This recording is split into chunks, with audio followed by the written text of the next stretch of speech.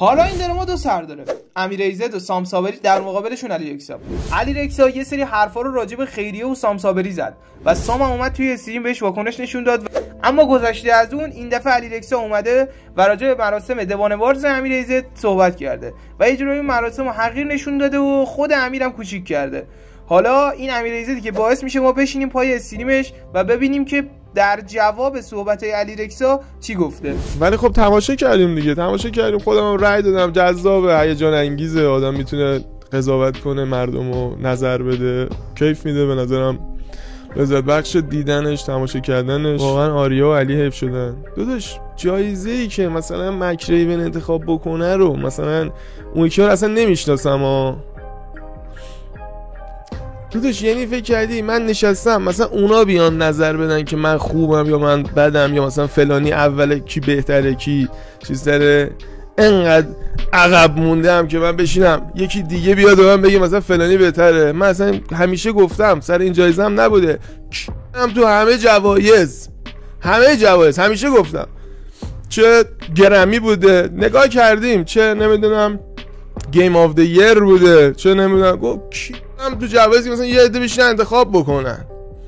من مثلا مکریون رفیقم، دوستم، آشناه میگم، بقیه نمیشناسم. مثلا من بشینم مکریون بیاد بگه مثلا علی بهترین گیمره، اصلا بگه من نظرش دستش من در حد تشکر، وگرنه مثلا من نشستم مکریون بیاد دوام بگه تو بهتری یا مثلا نیستی. من میگم مکریون رو فقط میشناسم چون رفیقم، دوستم، دوستش دارم، وگرنه که داداش سولی از نندو بشینی بیا یکی دیگه بیاد بگه تو خوبی، تو بهتری یا فلان. والا جوایز چه کچیریه، من دوست ندارم، این ذات منه. برید 10 سال دیگه، 50 سال دیگه، 100 سال دیگه، الان خیلی ها عقلشون نمیرسه یا اونایی که مثلا جایزه میگیرن دلشون نمیاد جایزه رو نگیرن. منم گفتم اصلا نمیخوام شرکت کنم. چیه بحث اینه که یه نفری بچه‌ها تو دنیا مثلا مراسم اسکار قبول نداره، اعلام میکنه رسمی من مراسم شما قبول ندارم، مثلا اسم من نگیرید تو مراسمتون. من میگم آقا قبول ندارم، اسم منم میخواید بیارید، چیکار کنم؟ خب من یکی دیگه ام، من امینم نیستم. امینم از 4 سال بعد گفت آقا اسم منم نیارید، من امینم نیستم. میگم آقا خواستیدم بیارید، نامزد بکنید، منو بیارید 15 جا نامزد بکنید، بعد کم کنید، جایزه بهم ندید. من با این قضیه هیچ اشکالی ندارم. مثال دارم میگم مثلا از دید شما. امینم مثلا جنبهشو نداره، من جنبهشو دارم که مثلا 15 جا نامزد بشم، هیچ کدوم برنده نشم. من از امینم یه لول بالاترم که آقا میگم مثلا بیاید منو کیرم من بکنید. مثال اصلا بهتر بود میگفتم اسم منو نیارید. چیکار میکردی؟ می‌خواستی بگی که علی حمایت نکرد، علی فلان نکرد. آقا من در حدی که جنبه خودم بررسی نکنی، طرفو حذف میکنن. علی رکسا وایساده نامزد بشه، رأی بیاره، بعد اینکه من بابا مشتی اصلا تموم شده بگی که من اصلا قبول ندارم مکریون. من از اولش هم اینو گفتم، اونایی که تو استریم بودن میدونن، وادشم هست، تو همون استریمم که دارم نظر سنجی میکنم تو همونم میگم دیگه، تو همون استریم 4 ساعته من برمیگردم میگم که آقا جوایز برای من اهمیتی نداره. الانم پس بذار بعدشو بگم که آقا جان، امیر ایزد جان، ان 50 سال دیگه این ایونت رو برگزار کنی و هر کسی که ذاتاً اعتقاد داره به جایزه گرفتن بیاد موفق بشه جایزه بگیره و تو 50 سال کاملا آبرومندانه، کاملا موفق این ایونت رو برگزار کنی و من 50 سال تو این ایونت شرکت نکنم. چه اعلام می‌کردیم ما انرژی نذاریم، وقت نذاریم. ماشی چه انرژی گذاشتی؟ چه انرژی چی؟ واسه من یه دونه چه انرژی گذاشتی؟ داورا وقت نذارن تو رو بررسی کنن. خسته نباشن دیگه. داورا می‌خواستم داورا وقت نذارن تو رو بررسی کنن. خسته نباشی. ماشی که رفتی 4 ساعت 5 ساعت لایو گذاشتی روی دمم گرم که این کارو کردم. پس هیچ چی دیگه ماشی. هر کسی یه لطفی آقا مراقب باشید. امیر ایزد بعضی اوقات بهش لطفاً بکنید اینجوری جوابتون رو میده. بعد اصلا لطفی هم نکردم. من این الان اصلا لطفم نکردم که 4 ساعت وقت گذاشتم اومدم و ایونت رو کاور کردم. اشتباه کردم ایونت رو کاور کردم؟ اصلا تو چی داری میگی؟ تو استریمت رای دادی؟ همون موقع میگفتی تو این جواب گفتم ماشی بابا بشین نگاه کنی. گفتم بله گفتم چت اونایی که میگن، اونایی که بودن تو استریم و شنیدن که من این حرفو از اول استریم تا آخر استریم زدن، تو چت دبلیو بزنن. اونایی که میگن اصلا حاجی نگفتی، تو چت ال بزنن. نه اون ما گفتم ماشی چت بد نگو. گیم اف دی ایر بوده. جای نامزد دیگه رو گرفتی. خب این نامزد دیگه میومد جای تو. بابا بی خیال امیر در تو سرویس. آرگومنتت اینه که من که گوز هیچ نیم نیستم، من اصلا هیچ انیم نیستم، یعنی انقدر ارزش نداشتم، یعنی جای یک کس دیگر گرفتم. دمت گرم. اون شانس برنده شدن داشت. ایول، نه که من اصلا الان تو به من جایزه دادی، الان من برنده شدم که جای کسی دیگر گرفته باشم. مشی نذار بگم زشته، بیادبیه، نذار بگم. الان من جایزه گرفتم که مثلا جایزه رو به یکی دیگه دادی. مگه مردم قضاوت میکنن؟ عقلشون نمیرسه اونا که یعنی از اسکار و گرمی تمام جوایز دنیا تمام یارو اون نظرمه آقا، نظرمه. اسکار، گرمی، چی بود اون یکی اسمش نمیدونم، هر چی، فرش قرمز، چی نه اشتباهه، کارهای بهتر. آقا آفرین، پس بذار حرفش کامل بزنه. بذار حرفش کامل بزنه تا من بگم. صدا قطع شد. یعنی از مارتین اسکورسیزی تا نه اسم نبر، شراود، اسفن تیوی، همه دنیا، لیونل مسی، اونها همه عقلشون نمیرسه که جایزه میگیرن. نه که عقلشون نمیرسه جایزه میگیرن. اسکول چرا اسم برنده ها رو داری؟ اسم اینی که داره بله اونها هم در حدی، ولی خب من الان بهتون توضیح بدم. بذار الان من میخوام ویورامو آشکار کنم با ذهنیتم. آقا در بهترین شرایط یه همچین مراسمی هدفشون تبلیغ شدن یه سری کانتنت کریتوره که غلطه به نظر من. چرا؟ چون اولا 1000 تا روش دیگه وجود داره. دوما اگه قضیه تبلیغ قضیه بهترین نیست. ببین تو دو تا حرف داری، یه جا برمیگردی میگه این بهترین کانتنت کریتوره، یه بس تبلیغاته. اینا از هم دیگه جداست. تو اینا رو نمیتونی با هم دیگه ترکیب بکنی. بگو جایزه میدم به چه بدونم، جایزه رو باید داد به چه بدونم بهترین جراح قلب، جایزه رو باید داد بهترین کسی که مثلا ریاضیات چیزی. رو هنر تو نمیتونی جایزه بذاری. میدونی چرا؟ کانتنت کریتور هدفش جذب مخاطبه. یعنی کانتنت کریتور همون جایزش مخاطب است، پولش مخاطب است، همه چیش همون مخاطب است، چون کانتنت کریتوره دیگه. کانتنت کریتور جایزش همونی که داره میگیره دیگه. تو باید الان از حرفی که اول استیو زدی عذرخواهی بکنی، مثل منی که از حرفی که اگه اشتباه بزنم عذرخواهی میکنم، ولی الان نمیای عذرخواهی بکنی چون بچه شیطونی هستی. من دعوتنامه رو کامل مطالعه کنید، به ما بگید داخل یه اکانت تلگرام هست، به اون پیام بدید که میاد یا نمیاید. با احترام خیلی محترمانه پیام دادم. من فقط اگر میاید پیام بدید که تایید بکنید میاید. من لایک کرده تو اینستاگرام. بعد تازه گفتم که داشتی مثل سری قبلی نشه. سری قبلی داستانش چی بود؟ من دیرکتور رو دعوت کردم میدنایت، بعد نوشت ردیف حتما آخر هفته با تماهی میکنم. بعد من خودش کرد. پیام دادم جواب نداد، پیام دادم جواب نداد، پیام دادم جواب نداد، پیام دادم جواب نداد. من اصلا اینستاگرام نبودم. برو ببین جواب کیا رو ندادم. من اصلا اینستاگرام نبودم. ماشی چه شخصیش میگم؟ خب من اینستاگرام نبودم. من نبودم داداش، نبودم. اینستاگراممو باز تو اصلا دیدی من یه استوری بذارم؟ از اون موقع تا الان قضیه مال 2 سال پیشه، الان داره مطرح میکنه. قضیه 2 سال پیشه داره دوباره میاره وسط که من از همون 2 سال پیش تا الان 3 تا پست گذاشتم کلا تو اینستاگرامم. الان نوشتم که داشتنی مثلا مثل سری قبلی نشه، مثلا لطفاً خبر بده به من. بعد فقط لایکم کرد. بعد الان رفت تو استریمش اینجوری حرف میزنه. چرا جایزه خیرخواهی استریمرم دادن؟ خیرخواهی استریمر جایزه. حاجی فکر کن خیلی دیگه جوک بود حاجی. جایزه حاجی میخندن. الان شاید کسی خیلی‌ها نفهمن. تاریخ میخنده بهتون. جایزه خیرخواه‌ترین آدم. ببین چقدر اوضاع خرابه. اصلا اوضاع خراب نیست. من اینجوری فکر میکنم خیلی هم اوضاع خوبه، همه چی هم اوکی. تو این همه سال میتونستم این حرفا رو بزنم، ولی خودم رو نگه داشتم. گفتم آقا این حرفا رو نزن. شاید خودت اشتباه میکنی، شاید از سر غضب داری این حرفا میزنی، شاید نمیدونم عقده‌ای شدی این حرفا میزنی. 1000 تا انگ و چرا فکرای بعد راجع به خودم کردم که این حرفا رو نزنم. حساب به شعور خودم شک میکردم، میگفتم آقا تو کلی داشت علی. 10 سال من راجع به این چیزا فکر میکردم، ولی همه رو میریختم تو. الان یه خوردم شما راجبش فکر کنید. من هیچ مشکلی با کسی ندارم. میگم امیرعزیزم دوست دارم، ولی کسی بخواد من بگه مثلا حرف نزن راجع به چیزی، این حرفو نزن، اون خیلی زشته دیگه، شما نمیتونی آزادی بیان یک کسی ازش بگیری که. هدف من تخریب تو نیست، هدف من شرکت نکردن تو ایونت، تخریب ایونت نیست. هدف من اتفاقا انگیزه دادن به آدمایی که جرأتش ندارن حرف دلشون رو بزنن. من حرف دلمو زدم، حقیقتا فکر میکنم کار درستی کردم. اگر کاری اشتباه، اگر روزی فهمیدم که کار اشتباهی کردم، مطمئن باش که عذرخواهی میکنم از صمیم قلب. کاری که فکر میکنم درسته رو میکنم و امیدوارم تویی هم که داری الان استریمو میبینی کار درستو بکن، کاری که فکر میکنی درسته. چون مثل این قضیه یارو نشه که اومد ایونت چه بدونم سربازی رفتن دخترا، میدونست کارش اشتباهه، ولی چون مثلا فکر میکنه من یه بار کار درستی. آقا تا وقتی که فکر میکنی کار درسته بکن، جلو خودت نگیر. منم فکر میکنم درسته، هر روزم فکر میکنم درسته. این حرفای خودم.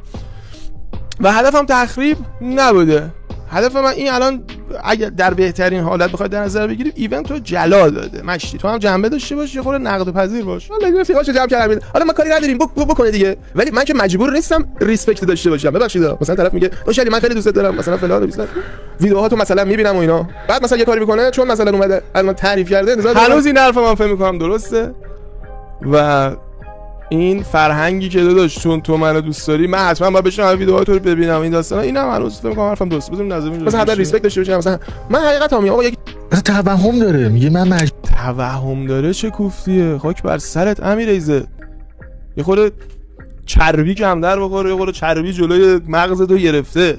من خیلی حرف ساده‌ای دارم میزنم، دارم میگم آقا تو اگه ریسپکت به من داری، منو دوست داری، ویدیو پشمام. ببین انقدر نفهمید حرف منو که میگه توهم داره. داداش تو ویدیو خیلی ساده است، تو ویدیوهای منو میبینی، منو دوست داری، حال کردی با من. مثال دارم میگم، اصلا مثال دارم. تو با من حال کردی، ویدیو من مثلا ویدیو تو رو نمیبینم، دارم من راجع به یه دکتر دیگه، اصلا کی با تو حرف زد؟ ماشی مجبور نیستم ریسپکت داشته باشم. یارو مثلا داشت ویدیوهاتو میبینم. خب چی تو چی میگی الان؟ ماشی یه خورده کمتر بخور یا نمیدونم. توهم داره چه طرز حرف زدنیه؟ مثل خودش حرف زدم. ماشی تو الان چت، من دارم با چتم دارم صحبت میکنم. اسکول شرکت نمیکنم. گفتم شرکت نمیکنم. آقا مجبور نیستم شرکت، من مجبور نیستم شرکت و گفتم که شرکت نمیکنم. این که از هر 5 کلمه 4 تاش میگی نمیفهمم، این به من خب من همینو میگم نمیفهمی امیرعزت، نمیفهمی. خب بیا مثل آدم بگو نمیفهم، بیا به من توضیح بده. من دارم توضیح میدم. خب استریما رو نمیبینی کامل که. من امیرعزت رو دوستش دارم به یک دلیل، چون آدم خوبیه، چون دزدی که نکرده، گناه که نکرده، جرمی که مرتکب نشده. بادی شیمر چیه؟ الان به من برگشت گفت توهمی. خب این الان شیم داره میکنه دیگه، داره به حرفای منو داره شیم میکنه. ماشی چی داری میگی؟ اون میتونه به من بگه توهمی، من مثلا بهش نمیتونم بگم دور مغزتو یه لایه چربی گرفته که 4 تا کلمت از 5 تا کلمت 4 تاش اینو نمیفهمم. خب حرف منم همینه، میگم آقا نمیفهمی. خب بیا بگو توضیح بده، بگو توضیح بده بفهمی، بگم بفهمی. چیکار کنم؟ اصلا مشکل اصلی منم اینه. آدمایی که با من مشکل دارن من میفهممشون. میگم ریسپکت، خیلی ساده‌ای دارم بهت میگم آقا تو با من تو رو به عنوان مثال، تو مثلا اومدی با من حال کردی، ویدیوهای منو دیدی، هر چی.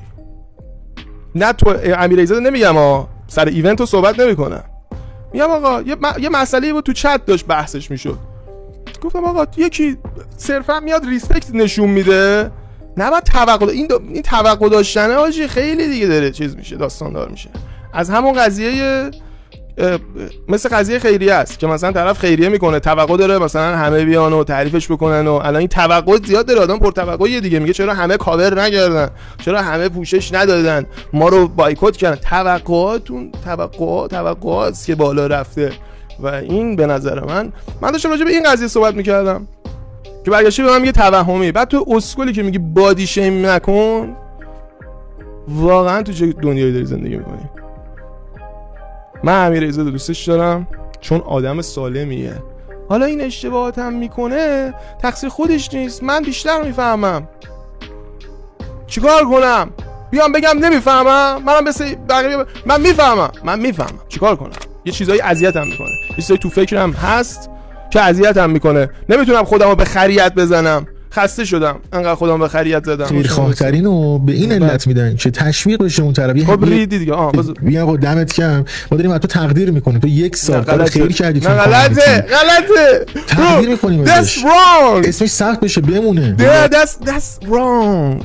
خیریه نیست، این بیزنسه که بدم نیست. اگه بیزنس باشه بد نیست، هیچ اشکالی نداره، خیلی هم خوبه، هیچ اشکالی نداره. نه اشکال نداره بلکه کار درستیه. آقا تجارت کردن، معامله کردن کار خیلی خوبیه، ولی خیریه از کسی اسم نمیارن. این کانسپتشه،